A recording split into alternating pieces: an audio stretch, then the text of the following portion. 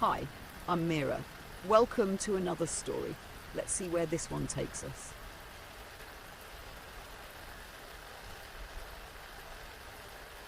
Detective Ellie and Roth sat motionless, their hands resting on the cold steel table of the interrogation room. The folder in front of them remained unopened. The room was silent, except for the faint hum of the overhead light, which flickered intermittently, casting jagged shadows across the suspect's face. The suspect, calm and composed, stared back with an unsettling intensity that made the air feel heavier with every passing second. Roth's fingers twitched as they finally opened the folder, revealing crime scene photos layered with reports. Every image and note screamed familiarity, identical to the murders from 15 years ago. The same deliberate precision, the same patterns. Even the way the bodies were left behind, like cryptic messages only someone who'd been there could understand. But that was impossible. The murders had stopped abruptly all those years ago. No leads, no suspects, no closure. And now the killings had begun again, as if time itself had looped.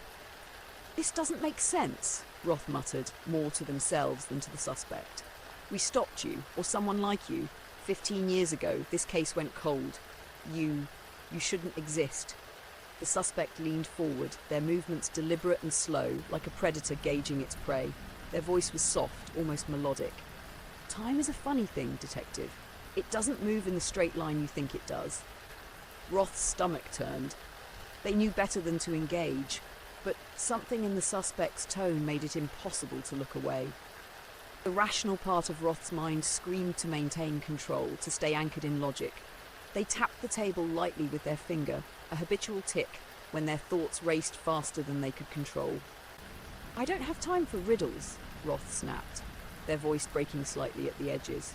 "You're here because the evidence puts you at two different crime scenes, miles apart, within the same hour. Explain that."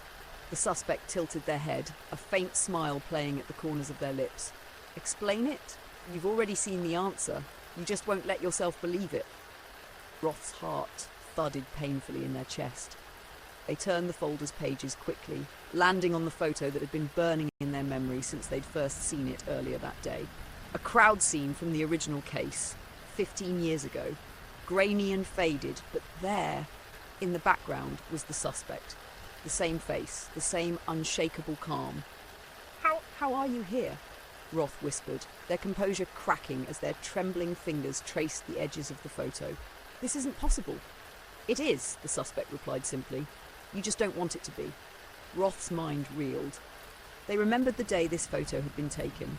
They had walked those streets, interviewed witnesses, and combed through every detail of that festival. They'd failed to see this then. How could they have missed something so blatant, so integral? Their chest tightened as the edges of their memory began to blur and fray, like a poorly edited film reel. "You think you're in control?" the suspect continued, their voice cutting through Roth's spiraling thoughts. "That solving the puzzle will bring you peace. But you've already lost. You lost years ago." Roth slammed their hand against the table, the sound echoing in the room. "What the hell do you mean? Who are you?" The suspect leaned back, their expression unreadable. "I'm exactly who you need me to be. Your failure, your obsession, the reflection you can't bear to face."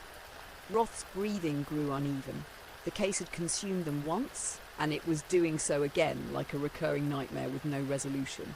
They felt the suffocating weight of time pressing against them, the realization that their understanding of the world, of justice, of cause and effect, was shattering.